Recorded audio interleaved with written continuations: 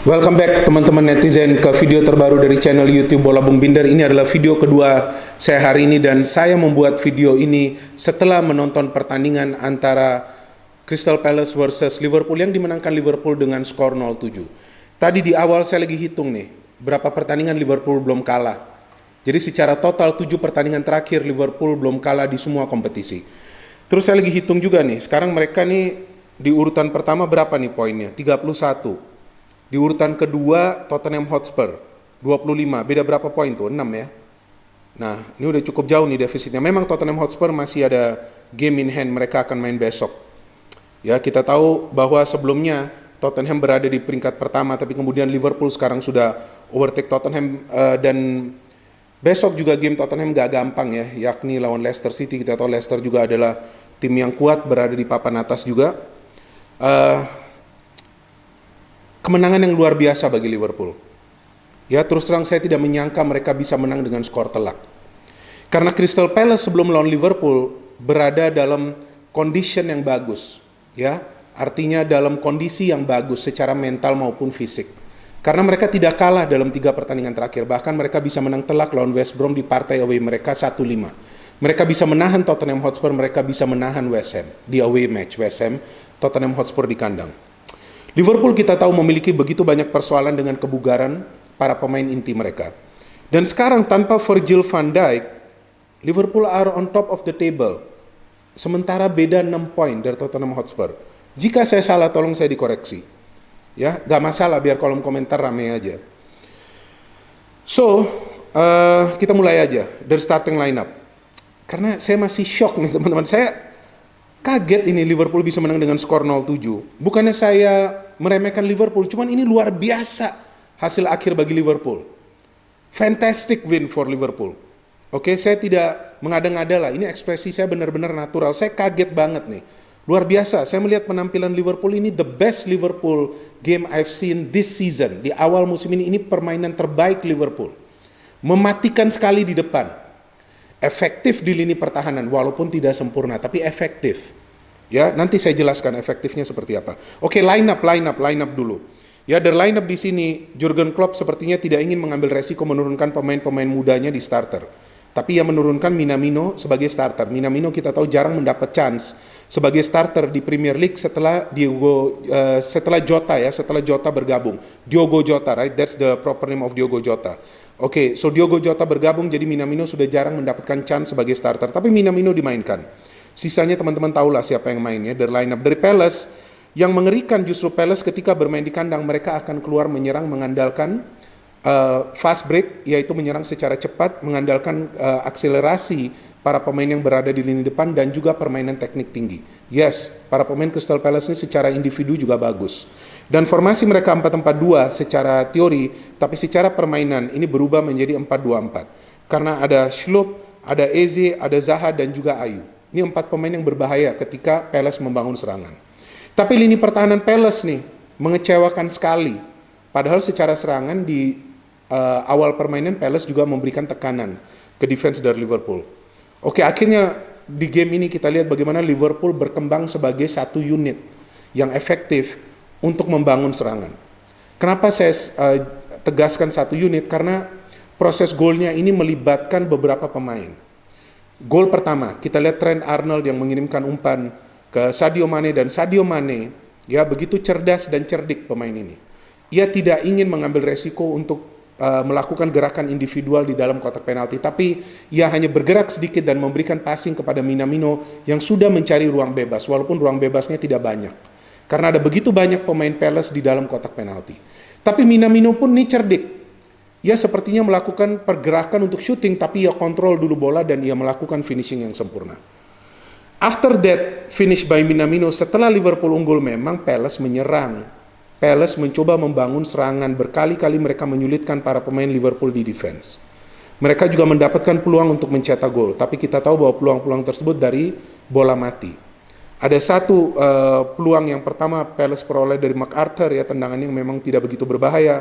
Kemudian ada peluang dari Ayew, free kick dari Milojevic, dan kemudian ada peluang dari Schlupp dari corner. Jadi memang secara open play walaupun Palace tampak berbahaya, tapi tetap saja ada intercept, ada salah passing yang mereka lakukan, ada haluan dari lini pertahanan Liverpool meskipun baik Matip dan juga Fabinho bekerja keras pada saat Palace mencoba untuk menyamakan kedudukan.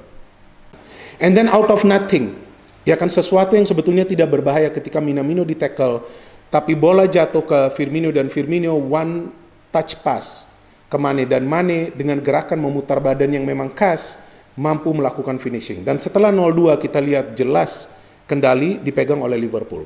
Mereka menikmati jalannya permainan. Sebetulnya pada saat 0-1 juga bukan berarti Liverpool tidak bisa bermain, tapi ini adalah taktik yang diterapkan oleh Jurgen Klopp agar para pemainnya lebih banyak menunggu di belakang dan juga di tengah, memancing para pemain Palace keluar baru coba melakukan serangan cepat atau counter. Dan berkali-kali mereka coba membangun serangan cepat dan counter, tapi memang end passingnya tidak selalu sempurna, walaupun juga ada tetap peluang dari Mane dan juga Matip yang tidak berhasil mereka konversikan menjadi gol.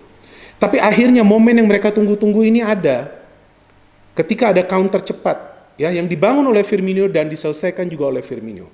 Kita lihat bagaimana kecepatan para pemain Liverpool untuk merubah situasi mereka sedang bertahan menjadi situasi mereka yang lagi menyerang dan kemudian bisa mengkonversikan peluang yang mereka ciptakan menjadi gol.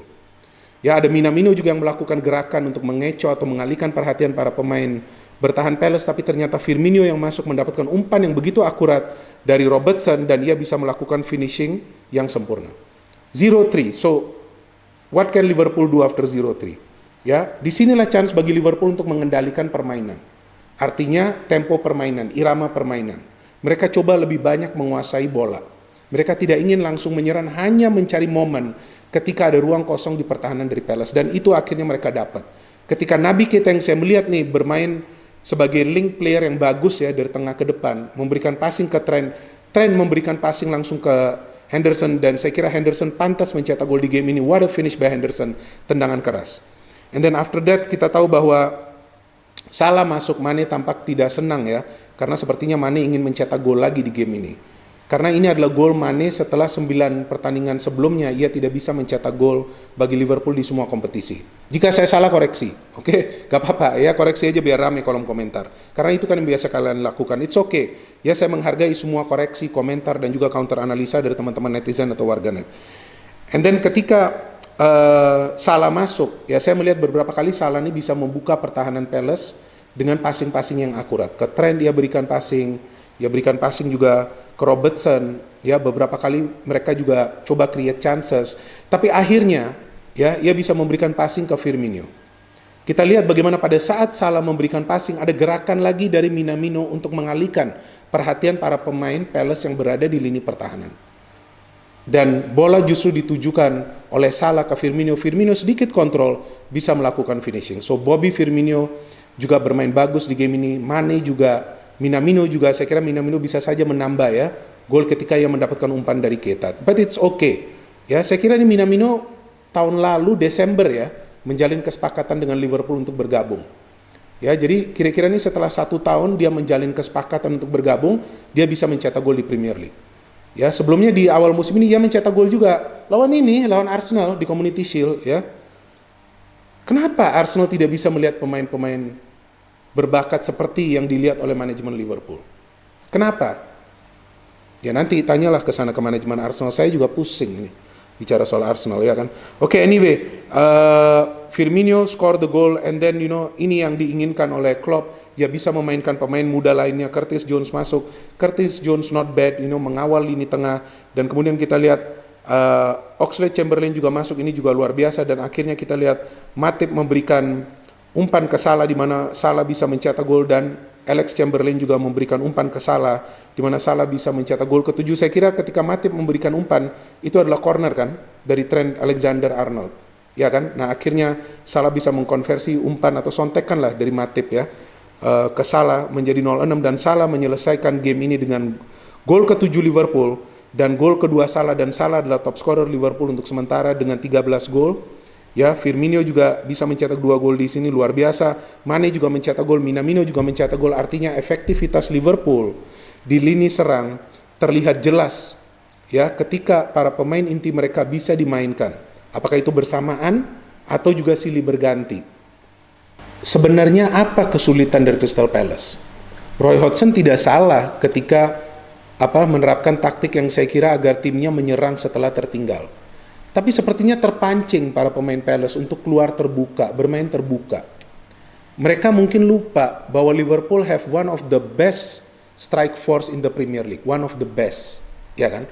Tapi kalau saya kira sekarang ini ya udahlah, mereka lah the best. Gila, bisa cetak 7 gol dalam satu game. Ini kan adalah efektivitas dari lini serang. Minamino bisa cetak gol, Mane bisa cetak gol, Firmino bisa cetak gol, Salah bisa cetak gol. Coba Salah main dari awal, mungkin hat-trick, gak pernah tahu kan kita kan. Nah jadi karena terpancing keluar main terbuka, di mana defense mereka juga sebenarnya kan bukan yang terbaik juga di Premier League. Nah di sanalah saya kira mereka terekspos. Dan saya agak lucu juga ketika melihat Roy Hodgson, ini kan pernah melatih Liverpool juga. Dia malahan ketawa-ketawa kan di pinggir lapangan.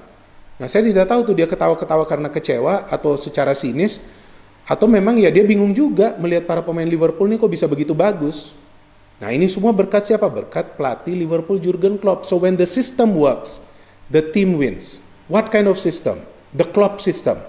Ya, the Klopp system membuat Liverpool semakin Klopp.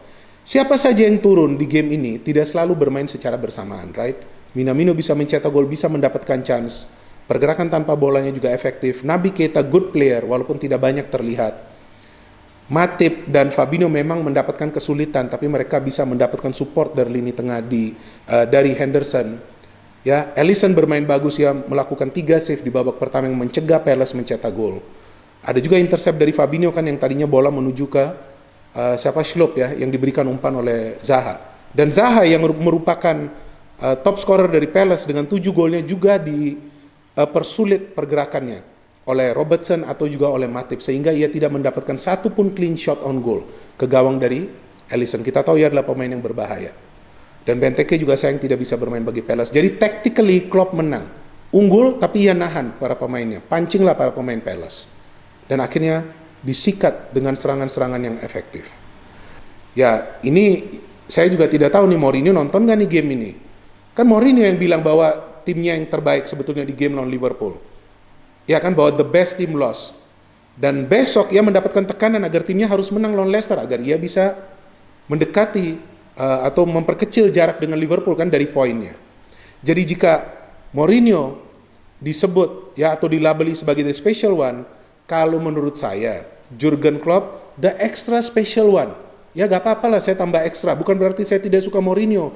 Saya sepakat Mourinho the special one, tapi Jurgen Klopp the extra special one.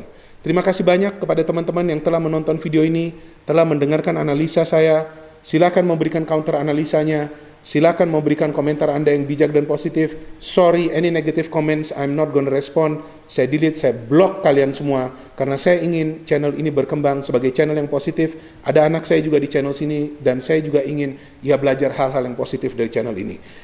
No hate, only football. No hate, only football. Salam sepak bola.